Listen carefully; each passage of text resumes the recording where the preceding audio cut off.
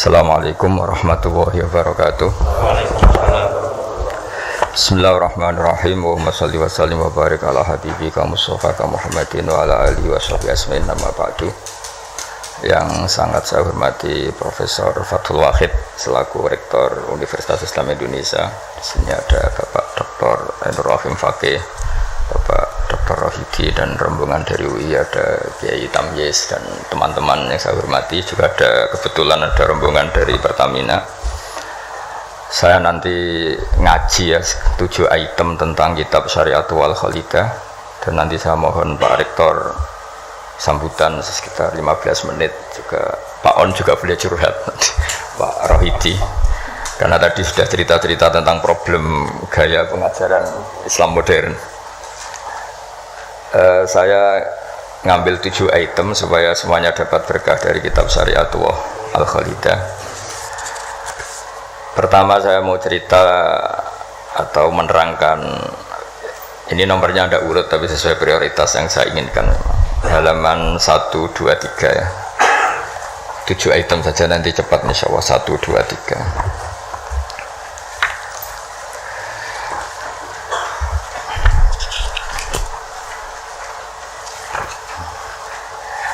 Nah, ini diterangkan di antara makalah ya, mutiara makalah yang disampaikan oleh Sayyid Hasan bin Ali, yaitu cucu Rasulullah SAW.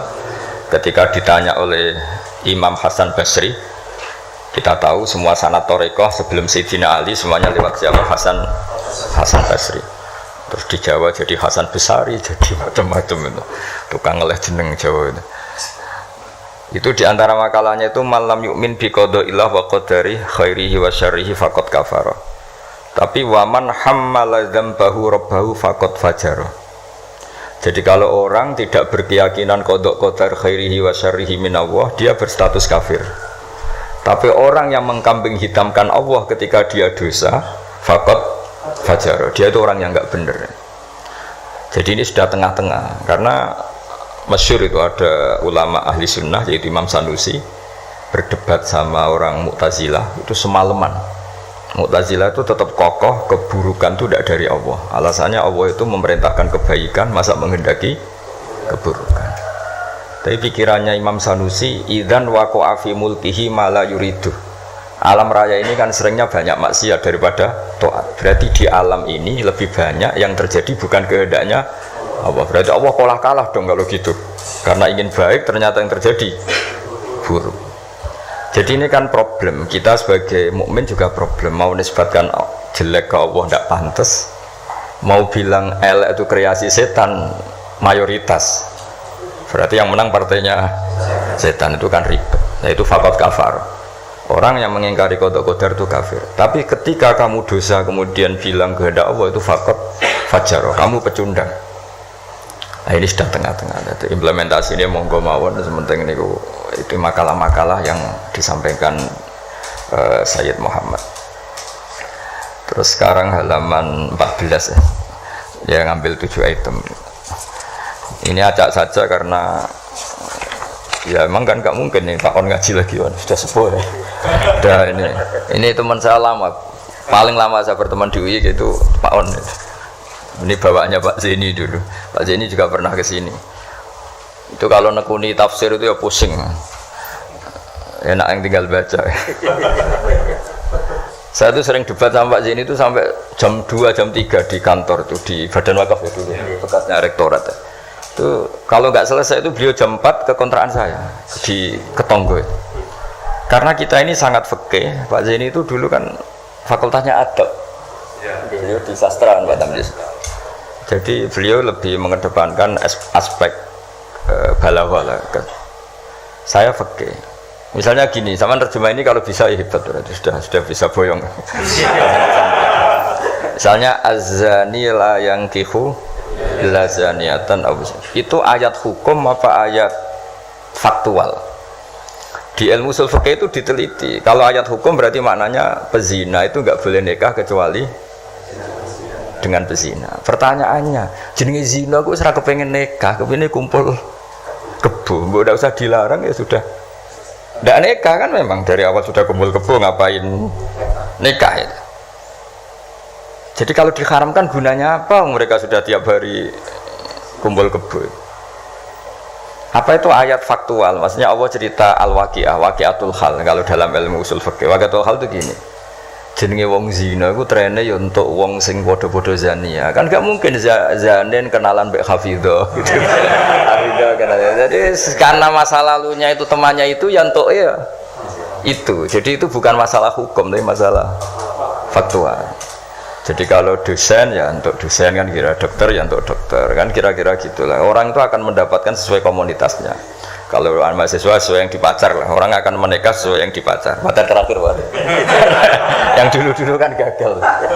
Nah, itu bedanya jauh nanti. Kalau itu dianggap ayat faktual, maka nggak dianggap nasah mansuh. Tapi kalau itu dianggap ayat hukum, pernah ada hukum bahwa orang yang soleh nggak boleh nikah zania. Terus hukum itu dimansuh oleh ayat wa angkihul ayama minkum wassolihin min ibadikum wa imanikum. Wah itu kan nggak bisa selesai. Mbok Sya'rawi, Mbok Imam Suyuti itu tidak akan selesai perdebatan seperti itu. Nah, kalau menurut asbabun nuzul ya mirip iya mirip enggak. Jadi dulu itu sahabat dulu kan punya masa lalu lah. Di antara sahabat itu ada yang punya pacar perempuan cantik, namanya tuh Anak. Ketika dia sudah Islam sudah baik, masih kangen sama pacar lamanya. Pacarnya itu di Mekah. Ketika Fatu Mekah ingat lagi. Jadi kayak mantane sampean terus rondo niling meneh. Manusiawi sekali. Terus walhasil terus tanya, ya Rasulullah kalau saya nikah anak boleh ndak? Tapi dia masih begitu, maksudnya masih profesinya masih seperti itu, masih PSK lah kira-kira gitu. Kira-kira baghiyah kalau dalam bahasa Arab itu baghiyah. Terus karena si cowoknya ini sudah afif, sudah soleh, sama Quran dilarang, jangan kamu orang soleh kok nikah sama yang seperti itu. Nah, larangan ini itu larangan hukum apa larangan sosial apa larangan etika, itu perdebatannya ulama usul fikih. Kalau larangan hukum itu jelas keliru. Kelirunya justru Islam tuh ingin yang zania tuh nang nikah dan statusnya zania itu hilang. Makanya Nabi itu punya sekian sisi unik karena beliau kadang ngendikan hukum, kadang ngendikan etika, kadang ngendikan tadi faktual, waqi'atul hal. Misalnya begini, ada seorang zania. Ini saya cerita aspek fikih. Zania sudah hamil, dinikahi orang lain. Ini harus melahirkan dulu apa enggak? Hampir semua ulama bilang enggak usah karena enggak perlu ada apa? Iddah. Untuk zania enggak perlu iddah karena iddah itu kan untuk nikah yang sah. Tapi suatu saat Nabi itu pernah ditanya, ya Rasulullah, ada orang yang biasa kumpul kebo, lelaki dan perempuan bisa kumpul kebo, sekarang sudah nikah. Itu Nabi ngapresiasi dan beliau ngendikan qad kharaja min sifahin ila nikahin. Ya baguslah sekarang yang tadi malam mungkin masih berstatus kumpul kebo, gara-gara nikah sekarang kumpulnya sudah kumpul nikah. Jadi Nabi komentar qad kharaja min sifahin ila nikahin. Dia sudah keluar dari tradisi kumpul kebo menjadi tradisi yang baik, yaitu nikah. Hubungan intimnya sudah berstatus nikah. Makanya kita-kita yang kiai itu kalau ada orang minta dikawinkan, itu bingung. Bingungnya kalau langsung dikawinkan geger BKUA. Kalau ndak, yang nakal loh. Justru kalau kayak kangkang nggak nakal itu nggak wajib menikahkan sekarang. Nanti 40 tahun lagi ya nggak apa-apa. Tapi kalau orang nakal itu malah harus. Kalau minta dinikahkan sekarang kok kamu ndak mau, kan bisa aja malamnya gitu lagi. Padahal kalau kamu mau menikahkan, kumpul malamnya nanti sudah halal ya, sudah sah. Tapi kalau kamu ndak nikahkan, kumpul kebo dan kuncinya di kamu karena kamu disuruh. Jadi mau tidak mau terlibat. Makanya kalau dalam hukum mengislamkan orang itu nggak ada boleh waktu jeda. Misalnya ada orang kafir tanya, Gus Bak saya syahadatkan. Itu kok saya bilang sudah duduk dulu ngopi dulu. Itu saya ikut murtad. Karena membiarkan dia sekian menit dalam keadaan kafir. Yang saya bisa menghilangkan saat itu juga. Maka harus langsung disyahadatkan.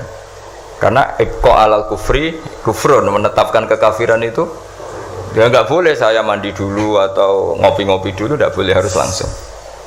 Di ibarat gini lah, kafir itu kan taruhannya neraka.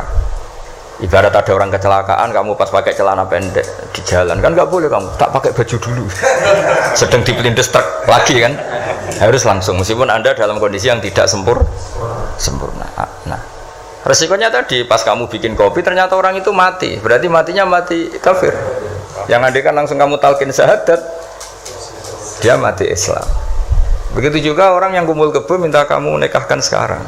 Kalau kamu nikahkan maka nantinya sudah kumpul nikah. Tapi kalau enggak, nah tapi kalau orang soleh seperti ini biarin aja nggak apa-apa. Jadi orang soleh itu ya ada resikonya karena fikih tidak mengharuskan nang nikahkan itu. Nah itu dibicarakan oleh ulama-ulama itu. Jadi apa? Nah lagi kembali tadi azani la yankihu illa zaniatan aw musyrikah. Itu faktual, apa hukum, apa etika? Ya kita mau tidak mau debat karena kita nggak punya pilihan. Ulama ada mengatakan tunas samanso, ada yang nganggap itu waqiatul halannya, ya kondisi sosial pasti seperti itu kan. Nah, masa zani misalnya terus akrabnya sama hafidho atau solihah kan kemungkinan itu kecil. Kalaupun akrab ya mungkin yang satu nipu kan, pura-pura ndak orang hidung belang kan. Nah itu mau tidak mau itu harus debat seperti itu. Terus kedua aspek yang sering saya debat dengan Pak Zaini itu aspek bahasa fikih. Bahasa fikih itu menuntut vulgar, nggak boleh kinayah, nggak boleh persemuan tarik. Kalau bahasa Pak Zaini karena beliau biasa kesusastraan itu lebih halus. Itu memang ya ribet. Ya karena kita sering tidak punya pilihan. Saya ulang lagi sering tidak punya pilihan. Nggak boleh misalnya zina itu dibahasakan tidur bareng, nggak boleh. Karena kalau tidur bareng dihukumi zina berarti orang yang tidur bareng tidak melakukan itu boleh dirajam kan. Itu kalau di fikih harus vulgar. Ada saksi yang menyaksikan itunya masuk sampai detail.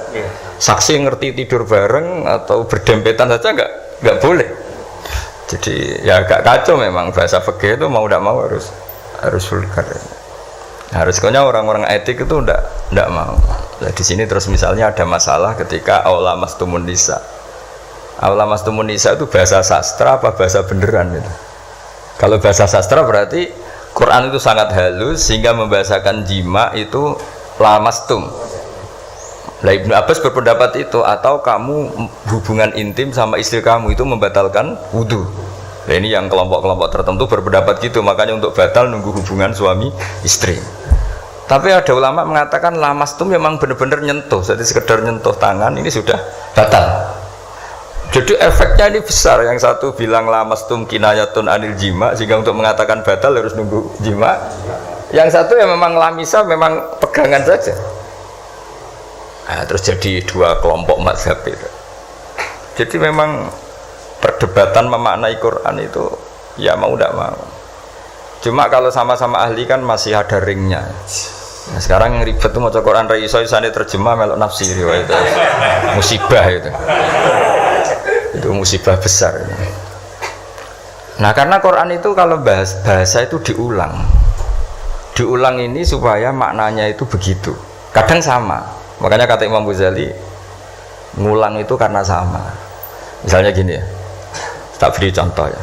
Orang dosa itu pasti punya akibat ke orang lain. Disebut ajroma. Ajroma itu melukai orang lain. Innal ladzina ajromu kanu minal ladzina amanu yadhakun. Tapi nanti digenti. Kalau ajromu ini ditafsir digenti kafaru karena di belakang digenti fal yaumal ladzina amanu minal kuffar, bukan minal mujrimin.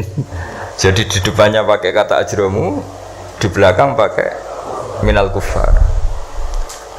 Misalnya tadi ada 3 kelompok di akhirat, menerima tangan kanan, menerima buku dengan tangan kanan, kedua dengan tangan kiri. Tapi yang terlalu buruk itu waro adzohri, menerimanya membungkungi yang ngasih.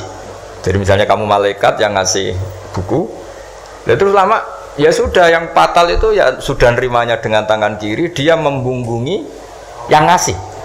Jadi sudah ngawur secara etika. Misalnya dipanggil si A sini, si malaikat tadi orang ini memang bakat buruk, pas nerima buku itu sudah sangat tidak beretika, sudah dengan tangan kiri sambil membungkungi, sehingga malaikat ini semangat ngadapnya ya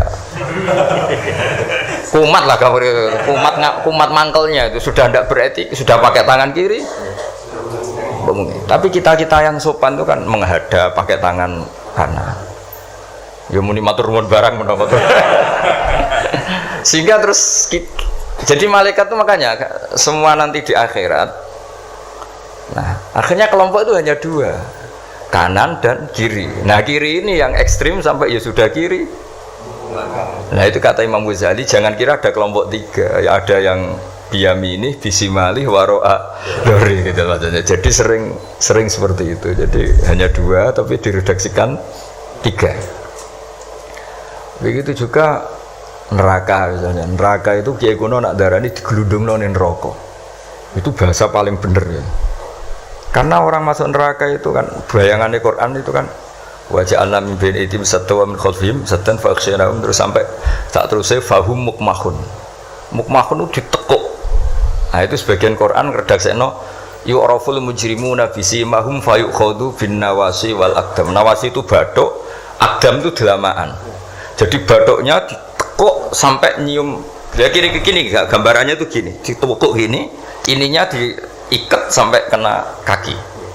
Nah bentuknya sudah kayak bola, makanya wong kuno nak darani itu digelundungno ning neraka. Kamu tidak usah praktek maksudnya ini cerita. Tapi gambarannya memang gini. Inna ja'alna fi a'naqihim aghlal.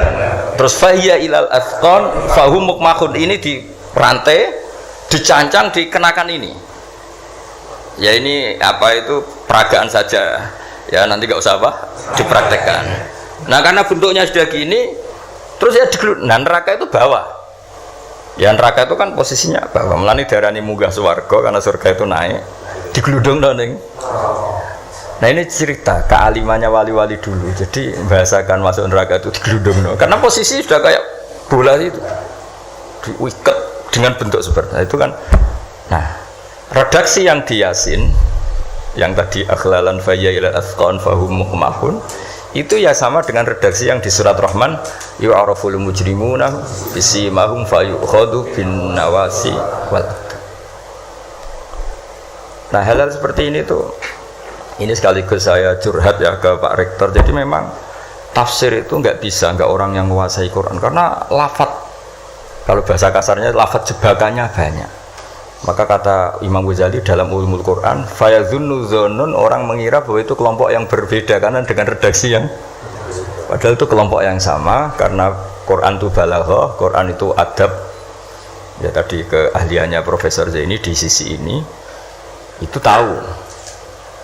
Jadi memang ya seperti itulah nangani Quran. Sehingga dulu Imam Syafi'i ketika ditanya orang boleh tayamum itu kapan? Ya kalau tayamum karena tidak menemukan air di padang Sahara karena tidak ada air, sarannya nyari-nyari dulu. Nyari-nyari air ke sekelilingnya ya. Kalau ada kafilah ya tanya-tanya bawa air enggak, baru kalau enggak menemukan baru tayamum. Ketika ditanya, "Mad dalil ala dalik?" Lalu dalilnya apa? Imam Syafi'i dengan enteng baca falam tajidumaan. Kemudian kamu tidak menemukan air. La yuqalu liman lam yatlub lam yajid wa innama yuqalu lam ya'rif. Di mana-mana tidak menemukan itu ya sudah mencari, baru namanya tidak menemukan. Bagi yang belum pernah mencari tidak bisa dikatakan tidak menemukan. Jadi itu la yuqalu liman lam yatlub lam yajid. Bagi yang belum pernah mencari namanya tidak menemukan, tapi namanya tidak tahu. Nah, itu contoh-contoh ijtihad Qur'ani ya. Jadi ya lafadznya Quran hanya falam tajidumaan. Tapi namanya tidak menemukan berarti ada sabqit tolab.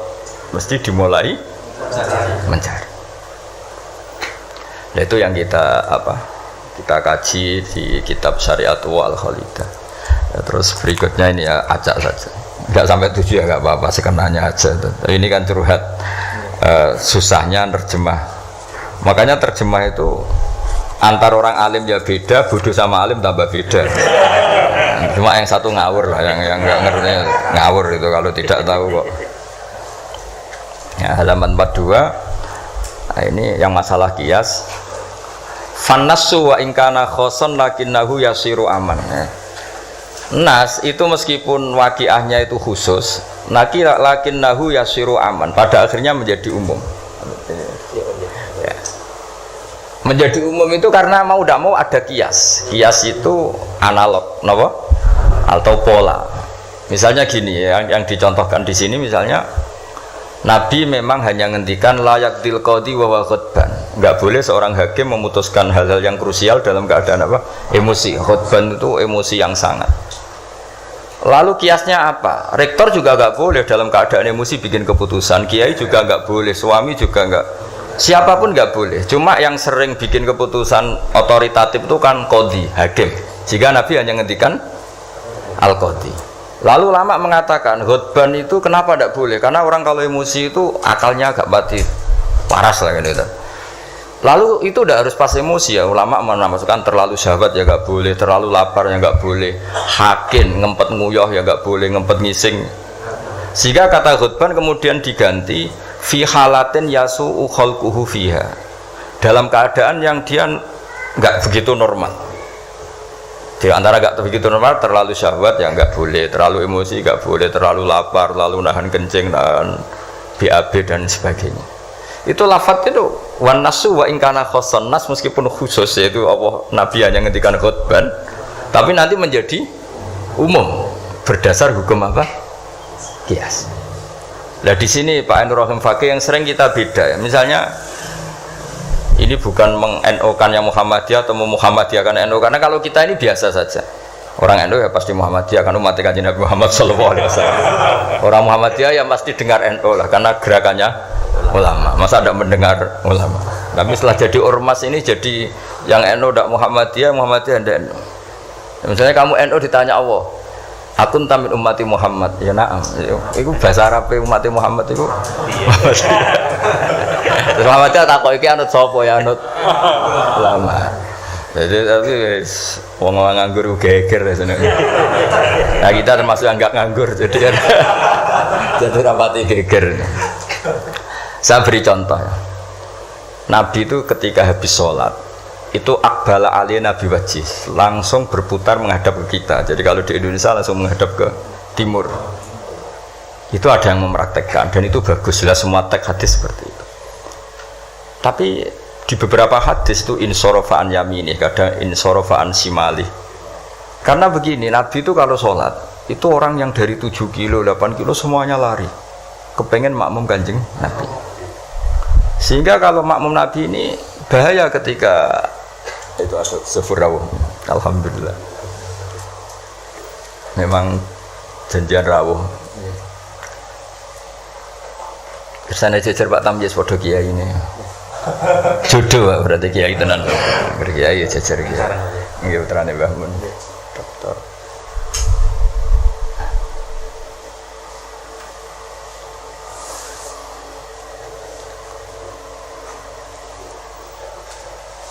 Mas, niki jejer Pak Tamjiz wis padha kiai ini. Oh, bagus.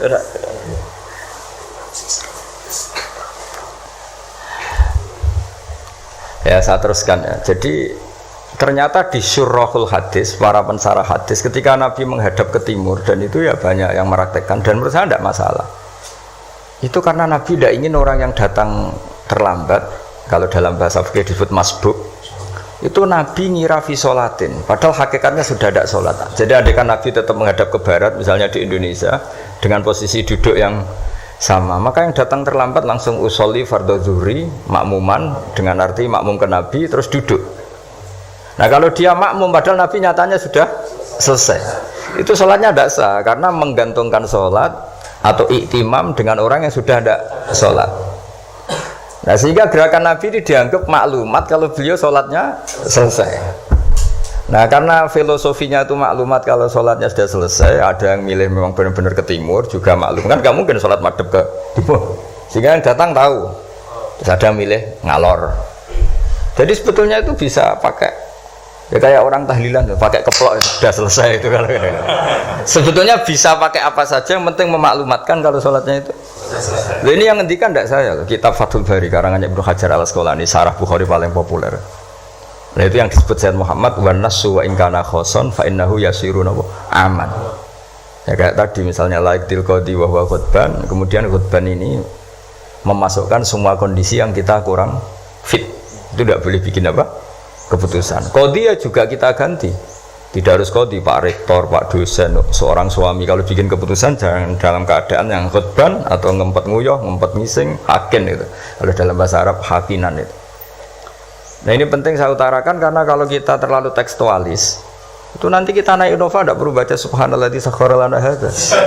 Karena ayatnya itu kan wal khayla wal bighala wal hamira litarkabuha wa zina. Ini tidak ada Innova ini. Ayatnya ya litas tahu ala summa tazkuru ni'mata rabbikum idza stawaitum ali wa taqulu subhana. Ini kan jelas litas tahu ala zuhur. Ini Innova tidak ada zuhurnya, ini tidak ada punggungnya. Jelas ayat sebelumnya tentang wal khayla wal bighala wal hamira litarkabuha wa zina.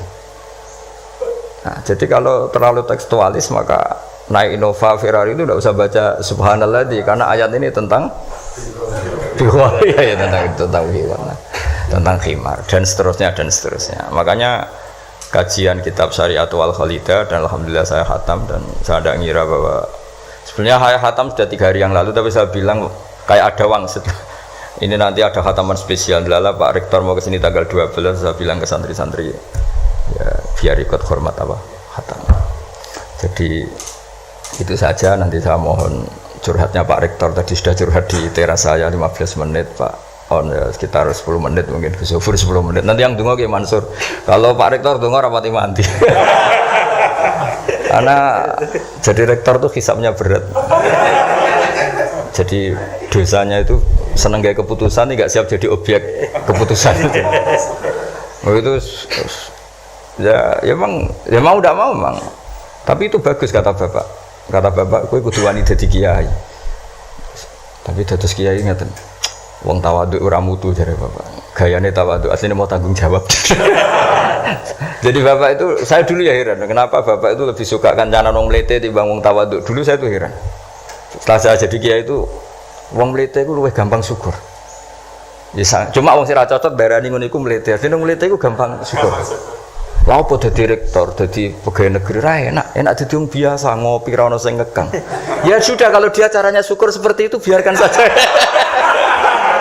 Itu kan mletes, mau dadi rektor, mau dadi menteri ra enak urip kok terikat.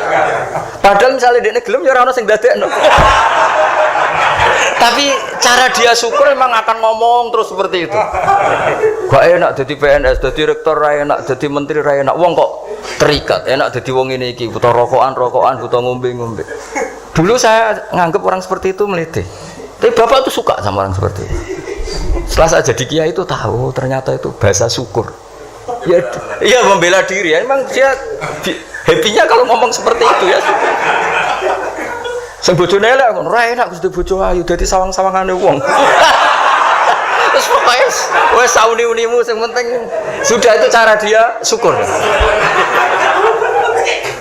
Saya tuh belum pernah loh kalah debat orang kecuali sama orang desa itu. Anaknya itu minta motor Pak Rektor, motor sepeda motor. Nggak boleh ada orang kaya. Bapaknya kesini, anaknya komplain, bos bapak kok medit, nunjuk motor ora oleh padahal orang kaya. Bapaknya kesini itu masuk akal ya. Anak di pondok tambah goblok. Mergo njuk nukokno motor. Lah kok goblok, Pak? Jenenge donya iku Gus iku sing lahirno donya. Kok sapi kan manak, wedhus manak. Wong donya kok mangan donya. Motor itu kan beli bensin, nyervis. Jadi orang beli mobil itu goblok terus. Jadi ya profesor, dokter kalau punya mobil cara dia ya goblok. Kiai-kiai yang punya mobil cara dia jenenge donya sing lahirno. Donya kok mangan. Wah. Iki kok pinter juga. Akhirnya, Pak, lah sampean ngene Pak, ditelepon Agus Pak motor, goblok.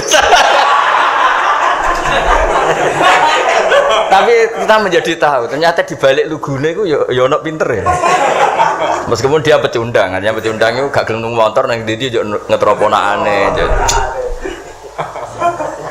Tapi ya intinya hidup itu harus mendengar. Jadi bapak itu seneng mbek wong mlete. Nek mbek wong tawadhu itu gak pati. Karena alasannya bapak kon ngimami gak gelem, kon takmir masjid gak gelem, dadi rektor gak gelem. Wis padune mau tanggung jawab, terus engko nek ana salah karek ngritik. Lha iku ora tawadhu wong Indo jare bapak. Nah ini cerita kearifan orang-orang dulu. Jadi orang-orang dulu kelihatannya seenaknya tapi sudah dihitung. Ternyata orang Melete itu ya dia membela dirinya sampai seperti itu. Membela gak gelem mau jadi menteri, jadi rektor, gak enak urip terikat. Ada nanti kan dia gelem ya ndak ada yang nawarin. Ya sudah, tapi cara dia syukur seperti itu. Bisa mohon sekali lah ini khataman syariat wal khalida. Mungkin saya mohon Gus Zofur untuk cerita hubungan Mbah Mun dengan Said Muhammad yang Pak Rektor sama Pak On ini curhat. Monggo secara berurutan kalau mohon sekali supaya semuanya dapat berkah dari Said Muhammad bin Alawi Al Maliki Al Hasan. Monggo.